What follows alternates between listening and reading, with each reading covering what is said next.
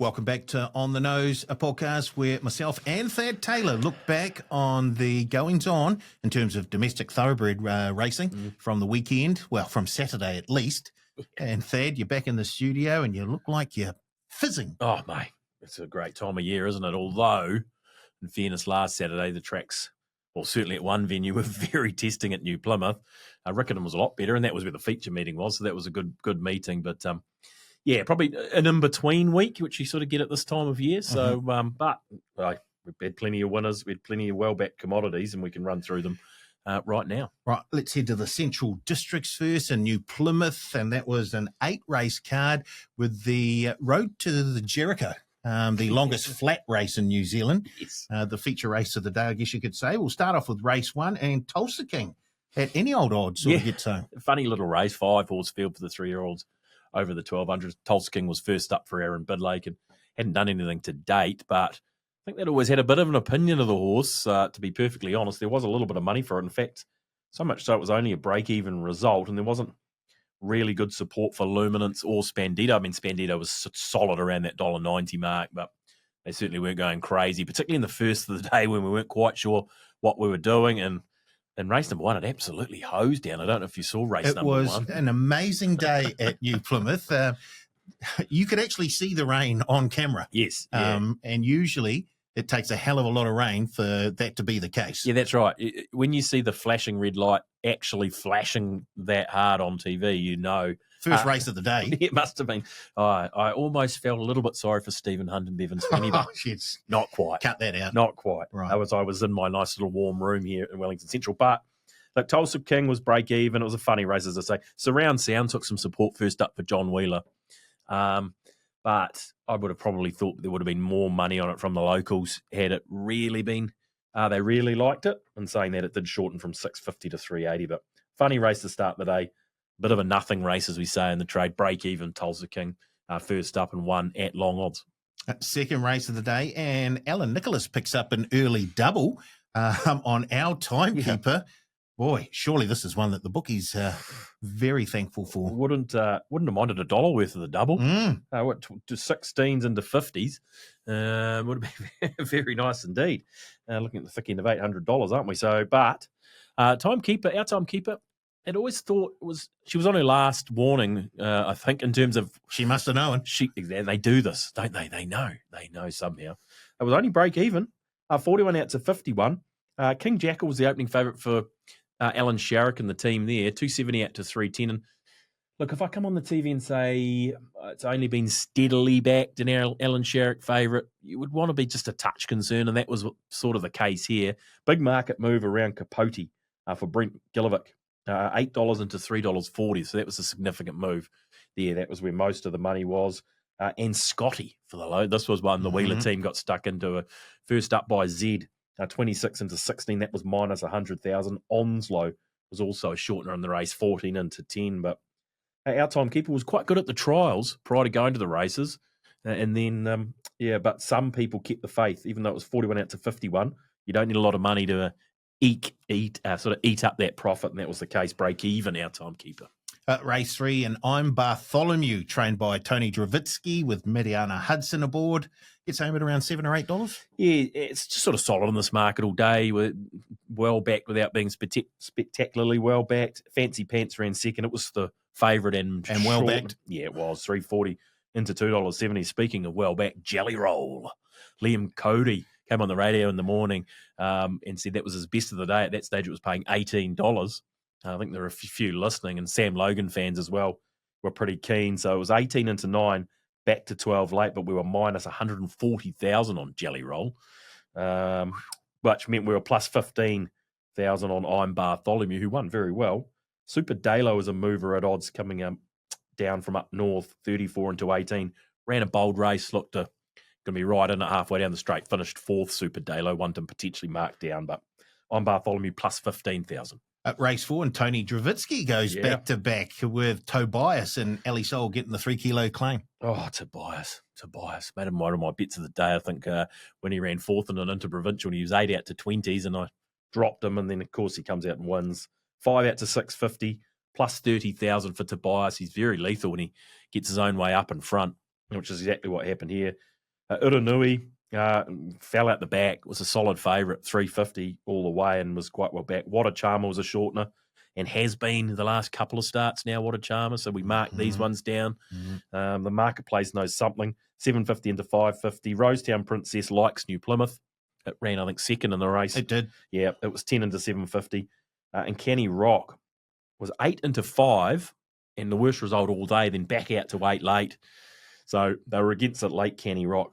Soldier Boy, 8 out to 21.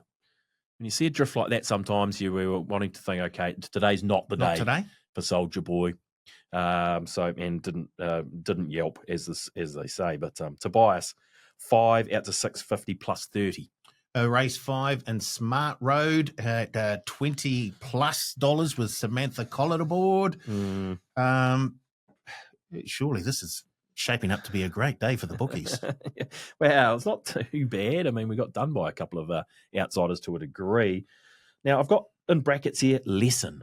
It's time for me to provide a lesson. Well, I say provide a lesson. Smart Road, I just want to let you know about it. Smart Road resumed with a second first up. I think it was on the track. And then they trekked it down to Whanganui, and it was a massive market move. It was a huge shortener. Started about $6. It opened well into double figures that day and ran 8th. And then it was 21 out to $26, third up. One of those ones, if we're watching on the nose, we want to mark these market movers down and potentially back them if they've run well but haven't potentially performed up to market expectation. That was probably one here. And some stuck strong, to be fair. Plus 20,000 only on Smart Road, even though it was a relative outsider at $26. Oh, Crafty. Crafty Colin. A good friend, Colin. Oh, gosh, I hope he wins a race. Ran another bottler. Out of his grade. Get him back to maidens, Crafty. Let him break through. I think he's 31 now and 0, but never runs a bad race. Our Lady Brooke, 320 into 280. Back out to 320, but was one of the worst results in the race, the favourite. As was Keen on Bubbles for the Wheeler team, 850 into 550. Dojo Carter is another horse that continues to shorten pretty much everywhere it goes. It's 18 into 9, so quite a busy little market. But Smart Road, 21 out to 26, plus 20. Race 6 and Steal My Thunder with Craig Grills aboard at around, $17, $16? Well, yeah, it wasn't. Craig Grills. Yeah, it was $27. Then it was $16. Then it was just back to 21 late. It was a losing result for the TAB, so well found by the team. And it knocked off Dance for Her, who was first up for Cody Cole from Australia, who was 21 into 8 during the week. It was a ding-dong battle down the outside of the track, those two. I sort of felt, well, not so. People that have backed Dance for Her from 21 to 8, yes, it got back out late, which is probably not a surprise, out to almost $17, but they were both losing results and they quinelled it. We got Tees and Indian Gold wrong according to the marketplace. We opened Tees favourite, Indian Gold closed favourite. Indian Gold was minus 60. We swapped favourites there and no money at all for Diomedes, $4.60 out to $9. But yeah, the marketplace knew there were the outsiders. Steal My Thunder was minus 10. Dance for Her was around minus 40 or 50, and they quinelled it. At race 7 and YOLO for Kevin Myers and Ali Soul once again at around $10. Yeah, look, flying. That's back to back for YOLO, and I guess the only thing that made it a winning result for the TAB of plus 25,000. Well, yes, there were a lot of horses to back. Firstly, I mean, it was a big wide open field in those 3,210 metres, but then Quid, who's a stablemate, was $6.50 into $5 and started favourite ahead of Rock Up Ralph, who was the opening favourite for. So the Kevin Myers team have been going for Quid, or the marketplace has been going towards Quid, and YOLO's been saying no. I'll win again, thanks. So Rock Up Ralph was minus 50. Madame Zara was a market mover again. Very similar run. Didn't get as quite as detached as when it won at Hawera the start prior, but another excellent run from Madame Zara. There's something about her when she gets conditions to suit, and I think they were. And where else are we down here? Oh, there was money for Paradise, Piper's Son, even Jesco. So plenty to back meant YOLO was plus 25. That's amazing. Okay, final race of the day at New Plymouth and War Queen with Craig Grills aboard for Curtis Pertab. Oh, yeah. I was trying to do New Plymouth last so we could finish on my bet of the day winning pool, War Queen, but you've made me do this before, Riccarton, which is a bit disappointing. Got a couple of scratchings here. It was soft late War Queen, just with the way the track was, and just a few doubts about her getting out of the barriers. And She was 350 into 260 after scratchings, but back to 350, the opening quote late in proceedings. But Craig Grills gave it a peach of a ride, but won well. She looks talented enough, mare. She's well bred. But she was minus 10,000. She was a favourite in the last. I Don't was a market mover for Alan Sherrick there, 7 into 450, and Lady Performer was well backed again. That was minus 50,000, but just hovered around 7 or 8 all day. Minus 10,000 in the last, War Queen. And overall for the day up at New Plymouth? Winning result for the TAB, not a large winning result, around 80,000 on the day. Could have been slightly better had people not known about Smart Road to a degree, but our timekeeper and even Tulsa King, they were outsiders that weren't fantastic results for the TAB, but not complaining here. Plus 80,000 at New Plymouth. Right, let's head down south for the Riccarton meeting, the Canterbury Belle Stakes Day. At race 1, oh dear. Here we go again. Yeah. Opie Boston, Tiako, War of Silence, favourite. Yeah. What? Bookies took a beating in the first. Yeah, we did. This was a bit more like it for Tiako down south. It is. And OP down south as well. We had that meeting where a lot of them were first up. We didn't quite know where they were at in the preparation, and they didn't have the usual day we expect for such a top stable as Tiako, but this was getting back on script. War of Silence, 3 into 205, minus 40,000. Had certainly been to the trials plenty of times. I think they'd been waiting for a better track, and they got it. And he was good. He's got plenty to learn. They're 100 into 31 in the 2,000 guineas on War of Silence. So, good debut. Swoomy Swan. This was the Vale Tony Dennis race, and Robert Dennis had Swoomy Swan debuting the filly by Darcy Brahma. She ran very well for second. Almost looked the winner. She's 100 into 61s for the 1,000 guineas. Student War was the first starter for the Pitmans. It ran well and was solid, 8 into 6.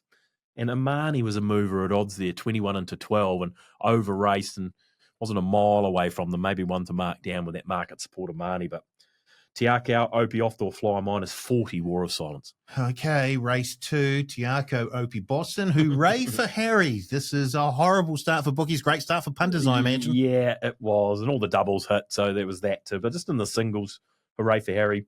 Just a little bit easy. There was good support for a couple of them here. We opened Clobon and Hooray for Harry joint favourites, and there was money for Clobon early, but boy, it dried up.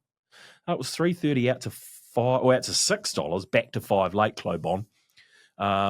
And nothing went right for it, to be fair. It was out the back and pulling and doing things wrong. You're going to have to wait for another day on Clobon, but it was minus 50 because it's a horse that they do like.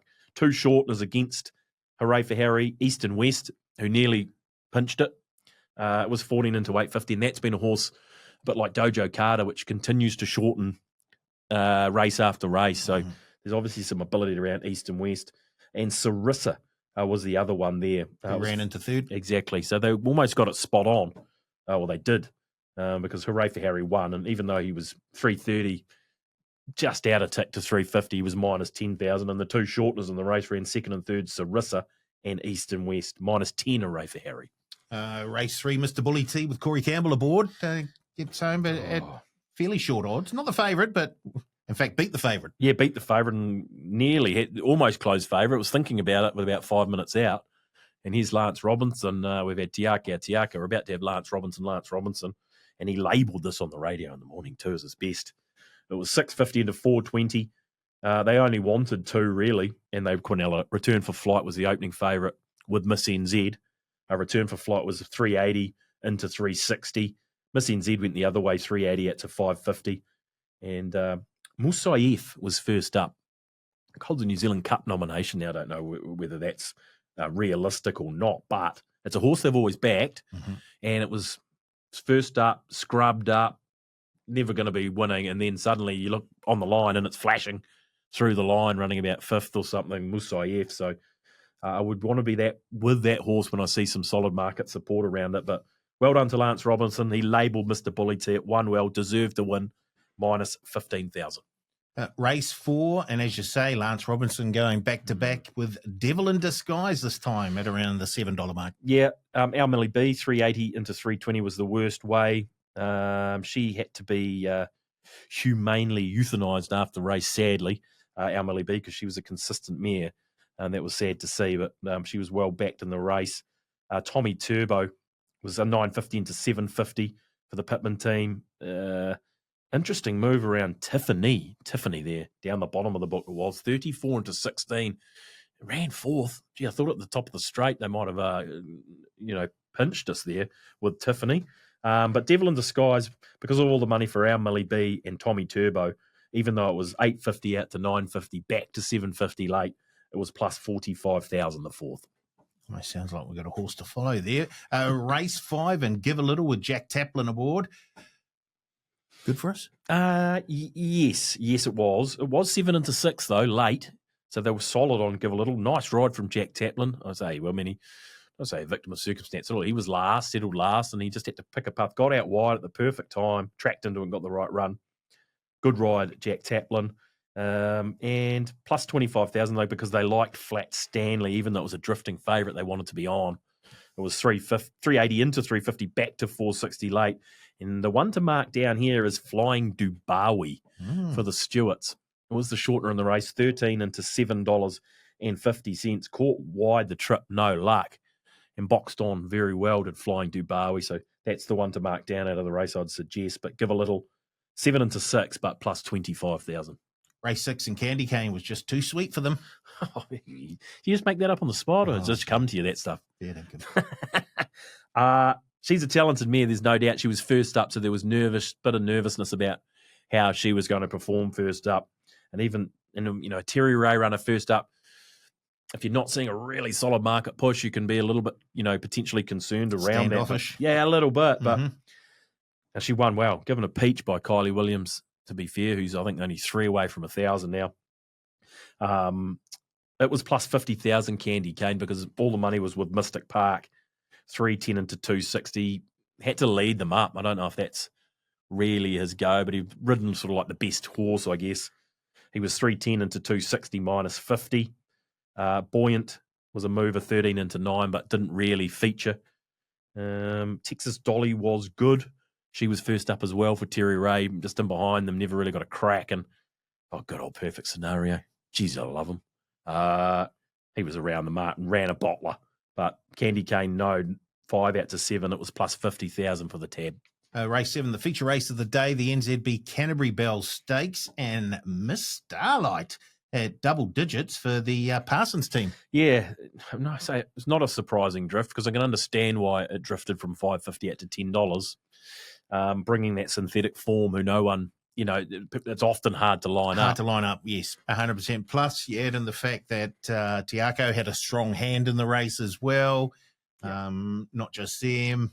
Who was it? Bonaforza was also pretty well back. So you can understand why Miss Starlight may have been missed slightly. Yeah, it was. And you rightfully tell us the reasons why, particularly Belle de Monde. And look, Steve Hunt suggested on Friday that you'd get 250, and you did late. They did want to let you on to a degree. She got interfered with at the 700. Quite a busy Stipes report out of the Canterbury Belle. And Opie said she never really came back underneath him after copping that interference. That was sort of caused by the first starter in Spark, who ran a heck of a race for Guy Lowry. It was minus 130,000 Spark. It was the worst result in the race by a country mile. Didn't help that Matty Cross labelled it as an absolute standout in the birdcage. My gosh, have a look at this thing. Have a look at her. They were already having a look at her. And then he added a bit of salt to the open wound. She's going to be winning something somewhere, Spark. 34 into 19 in a stakes race, minus 130. Bonaforza was good. 550 into 420, got the trail. Maybe home. Didn't quite get the gap at the right time, possibly. I mean, I'm not sure she would have beaten Miss Starlight, but she probably just didn't get that opening when she needed it. Yeah, I think you're probably right. If you there's two probably schools of thought. The one is that she had her chance, but I think you talk about getting the gap at the right time when she was building momentum, and it just got shut down a little bit, and then she had to regather. So I can come around to your way of thinking there. You certainly wouldn't be dropping off Bonaforza if you're a fan. It was $5.50 into $4.20. And Intention, great run. I thought the price was huge. Personally, after what we saw from Intention as a 2-year-old, it was 16 out to 21, then back to 13 late, and ran well. Where to for Miss Starlight? Well, I don't know. She's in right and Guineas 1,000 Guineas 1,000 guineas, calculation yeah. now, but it was plus 60,000 because of Beldemond, Spark, Cool Azarine, and the like. Bonaforza as well. Race 8, and here we go again. Tiago, Opie Boston, Incognito. Obviously not a good result for the bookies. Not great. Although, what do we often say? The price might have been almost too good. It was $2.30 on opening, which a lot of people balked at, I think, to a degree. And you tight. Looking back, they wouldn't have been balking. No, they weren't balking at the line because it won well, Cognito, or got up certainly where it had to. And it's good to see a good horse back in winning form, and this is going to be very beneficial, you'd think, for Cognito to have back to back and hadn't won in a while, and then to come out and do that. So congratulations to the team there. But I think the 230 put a few off. It was a losing result of minus 10,000. It got out to $2.60 late. Bella Luce, 11 into fours, minus 30,000. That was probably one of the moves of the day, but it sort of missed the start. I think they were thinking it was going to lead or sit outside leader very comfortably. Missed the start, and the jockey, Kendra Barker, decided to really hunt it up to be where she was instructed to be.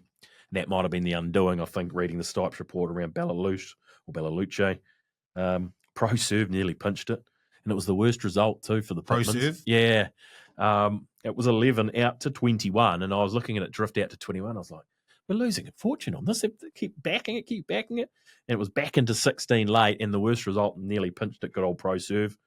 And Riviera Rebel rock solid as always, never runs you a bad race, but good on Cognito, only minus 10,000, just a little bit of trepidation around the shortness in that price, I think.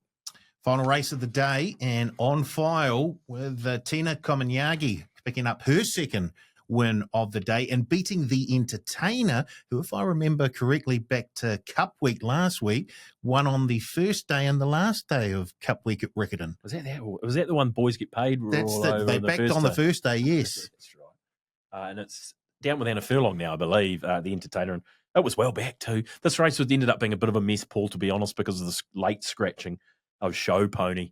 It was a 20% deduction really late in proceeding, so sort of, they skewed all the odds, but hard to sort of decipher a genuine market moves. The Entertainer was well backed, as I mentioned. Callanzor for Sam Wynn's always a horse that's well backed. And Almanet, at that stage, they wanted to be on Opie and Tiakau, so even though it was only steady in the market at best, Almanet, it was a losing result as well. Elusive Impact for Lance Robinson was a genuine shortener in the race. It was $20 into $11, but right down the bottom of the book, forgot about On File, who was 12 out to 14 and only back to 10 late with the scratching of Show Pony. So plus 45,000 to end the day there. And overall at Riccarton? Plus 155,000, even though... That's a bit of a fight back from the bookies after that start. Yeah, it was looking downhill.